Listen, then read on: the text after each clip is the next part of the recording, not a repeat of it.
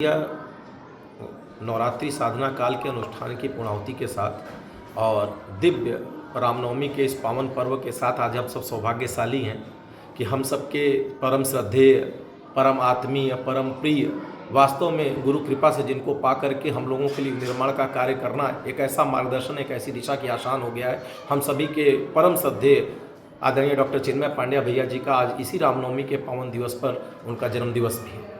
यह सौभाग्य भैया के लिए क्या कहें, कितना कहें, बड़ा मुश्किल है। पर हम तो इतना ही कहते हैं कि गुरु की कृपा है, गुरुदेव ने बड़ी कृपा की कि भैया जैसा एक ऐसा व्यक्तित्व तो हम सभी के जीवन में दिया है कि आज अगर किसी भी मंच से हम कार्यक्रम कर रहे हैं और अगर कोई पूछ देता है कि ये बताइए कि नवयुग का आगमन होगा, धरती पर स्वर्ग का अवतरण होगा, मानव में देवत्व का जागरण होगा, धर्म और विज्ञान का मिलन होगा, तो आखिर वो व्यक्ति होगा कैसा, वो व्यक्तित्व कैसा होगा। तो गुरुदेव की कृपा से हमारे पास एक रोल मॉडल है।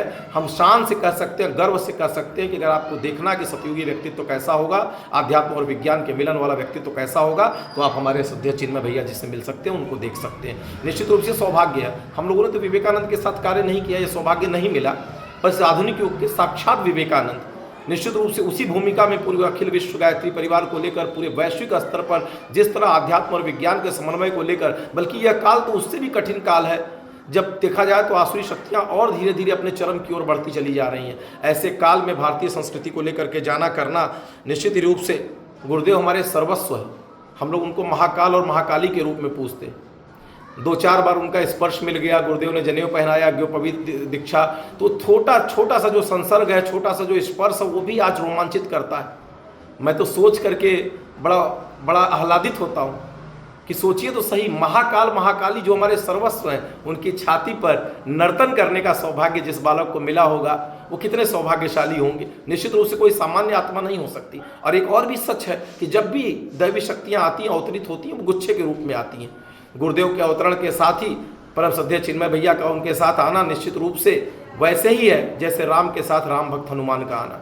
अगर आप बात करें, देखें, मैं बहुत सारी बातें जितने भी अनुभव रखूं निश्चित रूप से मेरे लिए कठिन हो जाता है, कम हो जाता है। मैं क्या कहूं, न कहा जाता है न रहा जाता है। फिर भी आज जन्म दिवस है, इस गायत्री शक्तिपीठ लंका के केंद्र से, यहाँ की ट्रस्ट व्यवस्था के नाते और इस वाराणसी युवा प्रकोष्ठ गायत्री परिवार के इन दोनों के नाते, दीक्षा भूमि काशी से मैं परम श्रद्धेय चिन्मय भैया को पूरे अपने युवा प्रकोष्ठ की ओर से हम सब उनको बारंबार हार्दिक शुभकामना भी देते हैं, बधाई भी देते हैं, सादर नमन भी करते हैं कि गुरु कृपा से उनका मार्गदर्शन, उनका आशीर्वाद यूं ही सतत बना रहे और हम सब उनके साथ मिल करके एक संगठित स्वरूप में गुरुदेव के कार्य को और आगे बढ़ा सके। एक और बहुत महत्वपूर्ण हृदय में भाव है जिसे मैं हमेशा मेरा हृदय स्वीकारता है। हो सकता है आप आम जन जितने हैं वो उन्हें देव संस्कृति विश्वविद्यालय के प्रतिकुलपति के रूप में जानती हूँ, पर मेरा हृदय उन्हें देव संस्कृति विश्वविद्यालय के केवल प्रतिकुलपति के रूप में नहीं देखता। मेरे हृदय में तो वो देव संस्कृति के साक्षात चलते फिरते विश्वविद्यालय हैं, जिनको देखना, जिनको सुनना, जिनसे बातें करना निश्चित रूप से किसी साधना से कम अनुभूत नहीं होता। उनको देखते रहना भी जीवन में इतना शिक्षण दे जाता है। और ये मैं क्यों कह पा रहा हूँ, अभी जन्म शताब्दी का कार्यक्रम आप सभी लोग रहे, आप लोगों ने देखा जन्म शताब्दी वर्ष का कार्यक्रम जो वहाँ पर वैरागी द्वीप पर संपन्न हुआ। उन 3-4 दिनों के बीच में मैं कितनी बातें कहूँ आपसे, छोटे छोटे उदाहरण दे देता हूँ। चाहे उनका मंच पर जाने का क्रम रहा हो, साष्टांग दंडवत का क्रम रहा हो, चाहे अखंड दीप को लाने के साथ बड़े ही विनम्रता के साथ भूमि पर बैठ जाना, चाहे अखंड दीप दर्शन और चरण पादुका दर्शन के साथ एक संजीवनी मुस्कान के साथ, पारिवारिक आत्मीयता के साथ उस दूरी को समाप्त करके निश्चित रूप से एक निकट सबके अभिवादन करना, सबको अभिवादन करना और सबसे कुशल क्षेम पूछना, पारिवारिक आत्मीयता का जो स्वरूप था। चाहे नियमित रूप से 7 बजे उनको आप देख सकते हैं समाधि स्थल पर, इतने बड़े अखिल विश्व गायत्री परिवार का वैश्विक कार्यक्रम था। उस वैश्विक कार्यक्रम में भी नियमित रूप से 7 बजे समाधि स्थल पर भैया का मिलना। उस अखिल विश्व गायत्री परिवार के वैश्विक कार्यक्रम में मैंने देखा कि मंच पर चाहे जितने भी लोग आए, सभी आते गए, करते गए, लेकिन भैया का उद्बोधन केवल और केवल शक्ति को प्रसन्न करने वाला था, गुरुदेव के अनुरूप था। किसी व्यक्ति की प्रसन्नता के लिए उनका उद्बोधन नहीं था। उनका जो संदेश था वो गुरुदेव के मानक के अनुरूप, उनके पूरी उनकी चाह भावना के अनुरूप था। इतना ही नहीं, इतनी व्यस्ततम कार्यक्रम में भी वो प्रत्येक जोन स्तर का जो मीटिंग कार्यशाला गोष्ठी हो रही थी, हर कार्यक्रम में, हर कार्यशाला गोष्ठी में वो पहुंच जाते थे। इतना ही नहीं, उस व्यस्ततम कार्यक्रम में भी मैंने देखा, अनुभूत किया कि अगर किसी परिवार के एक बालक के मन में कोई भाव उठ गया, और उसने उस व्यस्ततम समय में, जबकि शायद सांस लेना भी मुश्किल हो ऐसे व्यस्ततम वातावरण में, अगर किसी बालक ने उन्हें मैसेज कर दिया तो उस बालक के उस जिज्ञासा को, उसके समाधान के लिए भी उनके पास तत्क्षण समय था और उसको समाधान दे रहे। इतना ही नहीं, मैंने भोजनालय व्यवस्था देखी, मुझे लगा कि भोजनालय व्यवस्था में निश्चित रूप से देखा जाए तो जो माँ भगवती भोजनालय संचालित था, उसके अतिरिक्त कई जगह VIP भोजनालय, अन्य भोजनालय भी संचालित थे। ऐसा लग सकता था कि शायद उस भोजनालयों में कुछ अलग व्यवस्था हो, लेकिन जब नज़दीक से देखा, निकट से देखा, तो मैं साक्षी हूँ इस बात का।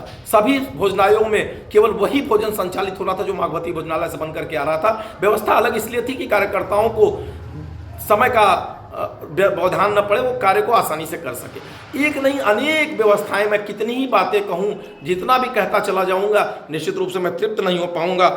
हर क्षेत्र में मैंने भैया को कार्य करते देखा और उनके अंदर की जो पारिवारिक भावना है उसके लिए तो शब्द ही नहीं है। इस पूरे वैश्विक स्तर पर वो कार्यक्रम कर रहे हैं और उस वैश्विक कार्यक्रम के बावजूद भी एक परिवार के रूप में अगर किसी जनपद से एक छोटा सा बच्चा भी अगर उनसे कोई अपना भाव रखता है तो उस भाव को न केवल सुनने के लिए उनके पास समय है बल्कि उसको जवाब देने के लिए भी उनके पास पर्याप्त समय है।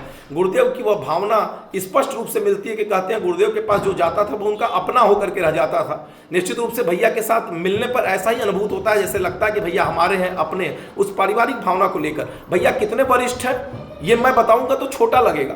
मुझे तो लगता है गुरुदेव का साहित्य पढ़ लेना चाहिए। वरिष्ठता की पहचान उनकी विनम्रता पर निर्भर।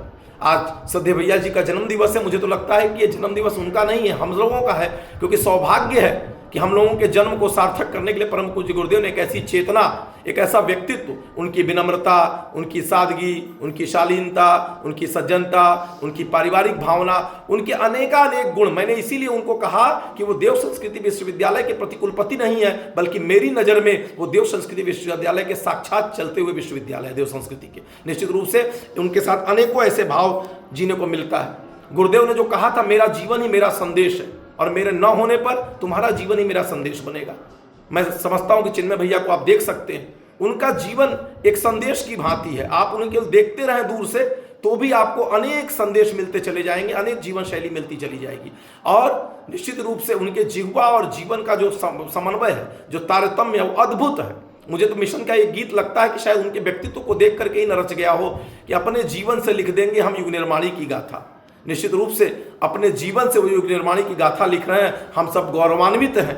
निश्चित रूप से हम सबको गौरव है कि हम सबको ऐसे काल में गुरुदेव ने ऐसे व्यक्तित्व के साथ कार्य करने का सौभाग्य दिया है। एक बार पुनः गुरुदेव की दीक्षा भूमि काशी से हम सभी परम श्रद्धेय चिन्मय भैया, अपने परम प्रिय चिन्मय भैया को खूब खूब उनके पावन दिव्य जन्म दिवस की मंगल कामना, हार्दिक बधाई, शुभकामना देते हैं।